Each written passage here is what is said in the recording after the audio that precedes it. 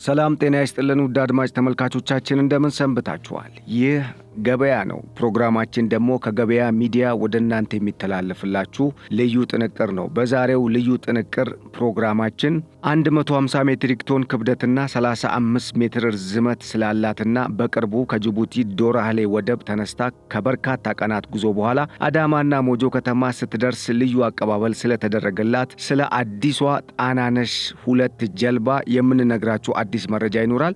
ከዚህ ጋር በተያያዘ ኢትዮጵያ ከቅርብ ጊዜ ወዲህ የባህር በር ባለቤትነት ጥያቄን በማንሳቷ እየተነሱ ያሉ ሐሳቦችንና በተለይም ከ3 አስርት ዓመታት ቆይታ በኋላ ድጋሜ እንዲዋቀር ስለተደረገው የኢትዮጵያ ባህር ኃይልም የምንነግራችሁ ነገር ይኖራል። አብራችሁን እንድትቆዩ በመጋበዝ ወደ መረጃው አልፋለሁ።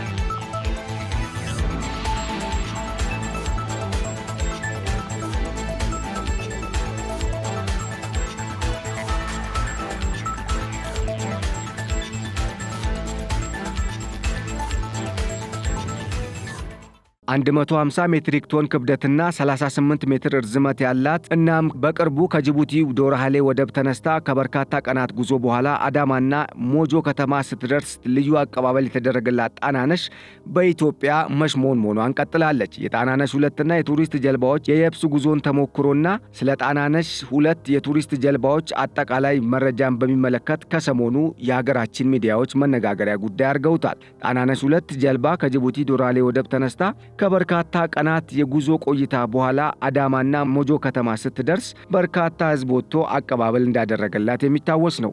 ጀልባዋ 150 ሜትሪክ ቶን ክብደት የምትመዝንና 38 ሜትር ርዝመት ያላት ሲሆን እስከ 188 ሰው የመጫን አቅም እንዳላትም ተገልጿል። በየደረሰችበት ከተማ ደማቅ አቀባበል እንደተደረገላት የተጠቀሰው ጣናነሽ 2 በሀገራችን ትላልቅ ጀልባዎችን በዚህ መልኩ በማጓጓዝ አገልግሎት ላይ ማዋል እንደሚቻል ያመላከተች የቱሪስት ጀልባ ናትም ተብላለች። ሆኖም ባህር በር አልባ በሆነችው ኢትዮጵያ ጀልባዋ ለምንድነው ወደ ሀገር ውስጥ የገባችው የሚል ጥያቄ መነሳቱ የተነገረ ሲሆን በአብዛኛው የጣና ሐይቅና በሌሎች በሀገሪቱ በሚገኙ ተፈጥሯዊ ሐይቆችና ወንዞች ላይ ተግባራዊ ለሚደረገው የወደፊት ልማት ታሳቢ ተደርጎ ስለመግባቷም በሌላ በኩል እየወጡ ያሉ መረጃዎች ያመላክታሉ።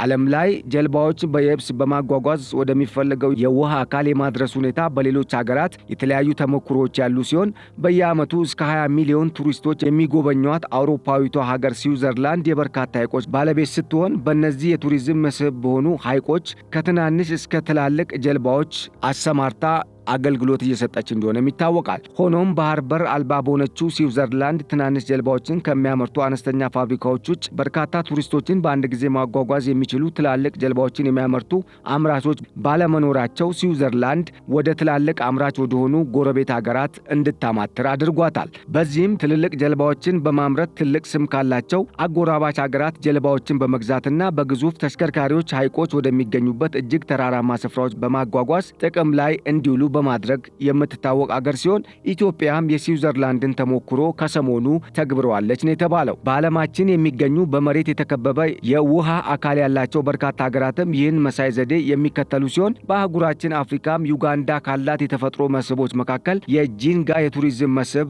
እንደሚገኝበት ይታወቃል። ይህን በተፈጥሮ የታደለ አካባቢ ለመጎብኘት በዓመት በብዙ ሺህ የሚቆጠሩ ቱሪስቶች ወደ አካባቢው የሚተሙ ሲሆን ከዚህም ሀገሪቱ ቀላል የማይባል ሚሊዮን ዶላሮችን አግኝታበታለች ነው የተባለው።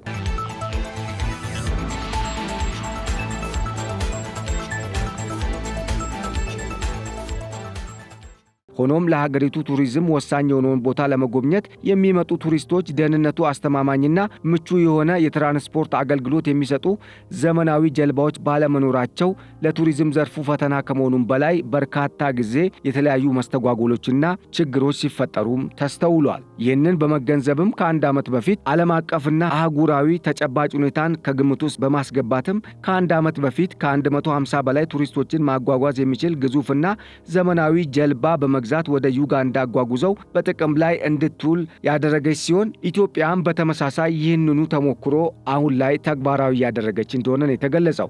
ኤምቪ አይኤምቢ የሚል ስያሜ ያላት ይህቺ ግዙፍ ጀልባ ከተጓጓዘችበት ሀገር ወደ ኬንያ ሞምባሳ ወደብ ከደረሰች በኋላም በከባድ መኪና ተጭና ቲካ፣ ናኩሩ፣ ኤልዶሬትና ቦንጎማ የተሰኙ የኬንያ ከተሞችን በማቋረጥ 45 ቀናት ከፈጀ ጉዞ በኋላ የባህር በር ወደሌላት ዩጋንዳ ደርሳ በጂንጋ ወንዝ ላይ አገልግሎት መስጠት መጀመሯን የተገለጸው። በተመሳሳይ ጣናነሽ 2 ጀልባ ብዙ አድካሚ ጉዞን ካደረገች በኋላ ባህር ዳር ጣና ሐይቅ ደርሳ አገልግሎት ለመስጠት እየተዘጋጀች እንደሆነም ተነግሯል። ከዚህ ጋር በተያያዘ ኢትዮጵያ ከ3 አስርት ዓመታት በፊት የባህር በር አልባ ከሆነች በኋላ ጠቅላይ ሚኒስትር አብይ አህመድ ወደ ስልጣን መምጣታቸውን ተከትሎ ከባህር በር ጋር የተያያዙ ጉዳዮች በቀጥታና በተዘዋዋሪ ትልቅ አጀንዳ ሆነው ሲነሱ ቆይተዋል። ጠቅላይ ሚኒስትሩ የመሪነት መንበሩን እንደያዙ ከ30 ዓመታት በፊት የፈረሰውን የኢትዮጵያን ባህር ኃይልን መልሶ በማዋቀር የሀገሪቱ ጦር ኃይሎች አባል ሲያደርጉት ከባህርም ሆነ ከውቅያኖስ ጋር የሚያጎራበት ድንበር የሌላት ሀገር ስለምን የባህር ኃይል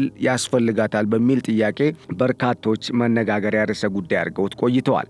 በተለይም በቀጠናው ያሉ ጉዳዩ ይመለከተናል ብለው የሚያስቡ ሀገራት በአንድ በኩል ጥምረት በመፍጠር ወታደራዊ ልምምድን ሲያደርጉ፣ በሌላ በኩል ደግሞ ዲፕሎማሲያዊ ጫናን ለመፍጠር በኢትዮጵያ ላይ የተለያዩ አሻጥሮችን ሲፈጥሩም ተስተውለዋል።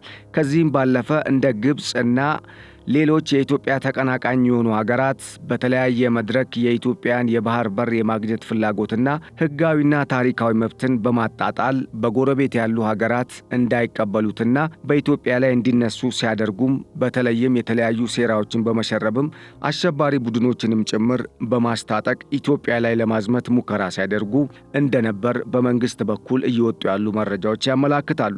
ይሁንና ግን ይህ ነገር የተሳካ አይመስልም። ጠቅላይ ሚኒስትሩ የመሪነት መንበሩን እንደያዙ ከ30 ዓመታት በፊት የፈረሰውን የኢትዮጵያ ባህር ኃይልን ከማዋቀር ባለፈ በተለይ ባለፈው ዓመት ውስጥ የኢትዮጵያ የባህር በር የማግኘት ፍላጎት በተዘዋዋሪ ሲነሳና ውይይት ሲደረግበት የቆየ ሲሆን በዚህ ዓመት መጀመሪያ ላይ ደግሞ በመንግስት መገናኛ ብዙሃን በተመሳሳይ ዕለት በተላለፈውና ጠቅላይ ሚኒስትር አብይ ለሀገሪቱ ሕግ አውጪዎች ባደረጉት ንግግር ላይ ኢትዮጵያ የባህር በር እንደሚያስፈልጋትና ለዚህም ውይይት መጀመር እንዳለበት ተናግረው ነበር።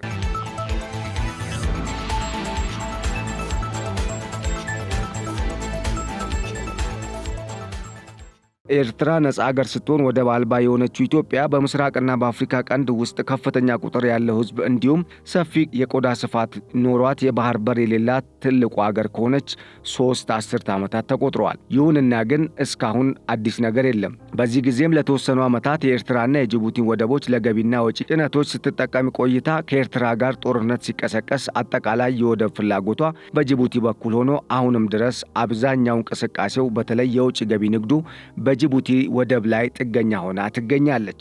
ባለፉት 5 ዓመታት ፈርሶ የነበረውን ባህር ኃይልን መልሶ ለመገንባት ስታደርግ የነበረውን ጥረት ተከትሎም ኢትዮጵያ በቀይ ባህር በኩል የባህር በር እንደሚያስፈልጋት ይህም ጠቅላይ ሚኒስትር አብይ አህመድ በይፋ መናገራቸው ጉዳዩ ዋነኛ የመነጋገሪያ ርዕስ እንዲሆን አድርጎታል። ቀይ ባህርና አባይ ኢትዮጵያን የሚበይኑ ከኢትዮጵያ ጋር የተቆራኙ ለኢትዮጵያ እድገትና ጥፋት መሰረት ናቸው ያሉት ጠቅላይ ሚኒስትሩ በሌላ ስነ ስርዓት ላይ ደግሞ ከዚህ ጋር በተያያዘ አገራችን በኃይልና በወረራ ማሳካት የምትፈልገው ነገር የለም ሲሉ መናገራቸው ጉዳዩን በዲፕሎማሲያዊ ሰላማዊ በሆነ መንገድ ለመፍታት ያላቸውን ፍላጎት ያሳየ ነውም ተብሏል። ይሁንና ግን የባህር በር ለሌላቸው ሀገራት የባህር መተላለፊያ በር የማግኘት መብትን በተመለከተ በተባበሩት መንግስታት ድርጅት የወጣ ኮንቬንሽን ቢኖርም ኢትዮጵያ ይህንን ጉዳይ እስካሁን ሳትገፋበት ቆይታ የባህር በር ባለቤት ሳትሆን መቆየቷ ነው የሚታወቀው። ይህም ከባህርና ከውቅያኖስ ጋር የሚያጎራበት ድንበር የሌላቸው ሀገራት በዙሪያቸው በሚገኙ ባለ ወደብ አገሮች አማካኝነት አገልግሎት ማግኘት የሚያስችል ስምምነት በመፈረም ከአገልግሎቱ ወይም የባህር በር ተጠቃሚነት እንዲያገኙ እንደሚደረግ ኮንቬንሽኑ ደንግጓል። የባህር በር የሌላቸው ሀገራት የባህር መተላለፊያ የማግኘት መብት እንዳላቸው በኮንቬንሽኑ ላይ መስፈሩን የሚናገሩት የዓለም አቀፍ ሕግ ባለሙያና በተባበሩት መንግስታት ድርጅት ውስጥ ከ3 አስርት ዓመታት በላይ የሰሩት አቶ ባይሳ ዋቆያ ይህም በሁለት ሀገራት መካከል በሚደረግ የጋራ ስምምነት ሊፈጸም ወይም ተግባራዊ ሊሆን እንደሚችል ያነሳሉ። በዚህ ምክንያት የኮንቬንሽኑ ዋነኛ ማዕከልም የባህር በር አጠቃቀም ጉዳይ በሁለት ሀገራት መካከል ባለ የወዳጅነት ደረጃ ላይ የሚወሰን መሆኑን በማመላከት ሀገራት የባህር በር የለኝምና በሌላ ሀገር ውስጥ አልፌ የባህር በር ላግኝ ማለት መብት የላቸውም፣ ዓለም አቀፍ ሕግም አይደግፋቸውም ይላሉ።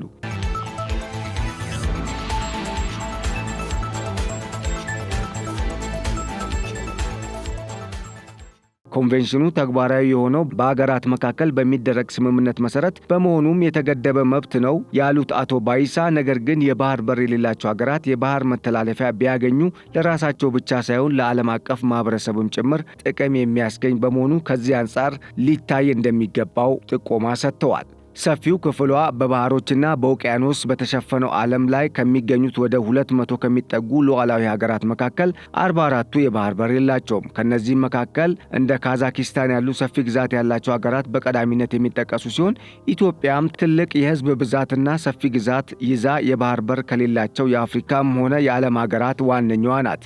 ነገር ግን ኢትዮጵያ በባህር አማካኝነት ለሚፈለጉ የንግድ ልውውጦች በዙሪያዋ የሚገኙትን የጅቡቲን፣ የኤርትራንና የሶማሊያን እንዲሁም የኬንያና የሱዳንን ወደቦች ለመጠቀም የሚያስችል ሰፊ አማራጭ አላት። ጠቅላይ ሚኒስትር አብይ አህመድ የኢትዮጵያን የባህር በር የማግኘት ፍላጎትን ከማንሳታቸውና ከኤርትራ ጋር ከነበረው ግንኙነት አንጻር ብዙዎች ጉዳዩን ከአሰብ ወደብ ጋር አያይዘውት ቆይተዋል። የዓለም አቀፍ ሕግ ባለሙያው አቶ ባይሳም ለኢትዮጵያ ድንበር ካለው ቅርበትና ከዚህ በፊትም ሲሰጥ ከነበረው አገልግሎት በመነሳት ስለ ኢትዮጵያ የባህር በር የማግኘት አማራጭ የሚያስረዱት አሰብን በመጥቀስ ነው። ኢትዮጵያ በዙሪያዋ ካሉ አገራት ጋር መግባባትና ስምምነት ላይ መድረስ ከቻለች የባህር በር ለማግኘት 3 አማራጮች እንዳሏት አቶ ባይሳ በዝርዝር ያስረዳሉ። የመጀመሪያው ግዛት መቀያየር ሲሆን በዚህም የወደብ መተላለፊያ የሚሰጠው አገር ይጠቅመኛል የሚለውን የኢትዮጵያን ክፍል የሆነ መሬትን አሳልፎ በመስጠት በምላሹ የባህር ማግኘት ይችላል ያሉ ሲሆን በሁለተኛ ደረጃ በምርት መቀያየር ወይም ኢትዮጵያ ምርቶቿን ለዚህ አገር መስጠት ይጠበቅባታል ብለዋል።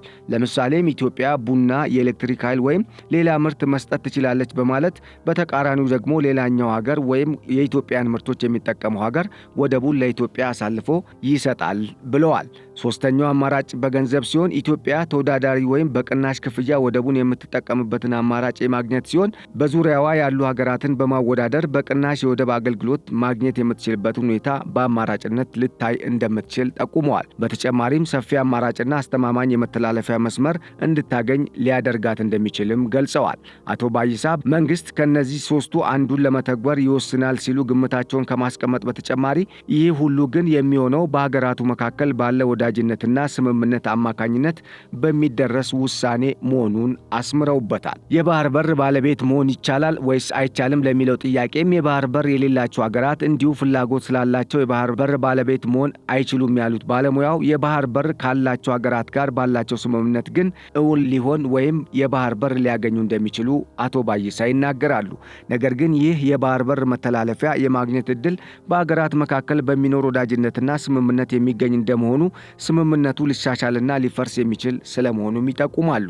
አቶ ባይሳ እንደሚሉት ኤርትራ አሰብን አልፈልገውም ብላ በገዛ ፈቃዷ ኢትዮጵያ እንድትጠቀምበት መስጠት ትችላለች ያሉ ሲሆን በምሳሌነትም ሞልዶቫና ዩክሬንን የሚያነሱት አቶ ባይሳ ሞልዶቫ ከዩክሬን 600 ሜትር የባህር በር በመውሰድ ወደብ ገንብታ በዚህ በር አማካኝነት በጥቁር ባህር በኩል የውጭ ገቢ ንግዷን እያሳለጠች እንደምትገኝ የጠቆሙ ሲሆን በኢትዮጵያና በኤርትራ መካከል ያለው ጉዳይም በተመሳሳይ በተለያዩ ሀገራት ያሉ ተሞክሮዎች እንደሚያሳዩት አንድ ሀገር ታሪካዊና ሕጋዊ መብት ካለው ግዛቱን የማስመለስ መብትም እንዳለው ጠቁመዋል። የኢትዮጵያ የባህር በር ፍላጎት በመንግስት በኩል በይፋ ተነስቶ የመነጋገሪያ ርዕስ ከሆነ በኋላ በአፍሪካ ቀንድ የኃይል እርምጃና ግጭት ሊፈጠር ይችላል የሚል ስጋቶች ተበራክተው ቀጥለዋል። ነገር ግን ጠቅላይ ሚኒስትር አብይ አህመድ በተደጋጋሚ የሀገራቸውን የባህር መተላለፊያ የማግኘት ፍላጎት በንግግርና በመግባባት የማስፈጸም ፍላጎትን አጽንኦት በመስጠት ኢትዮጵያ ፍላጎቷን በኃይል ለማስፈጸም ጦር እንደማትሰብቅ ተናግረዋል።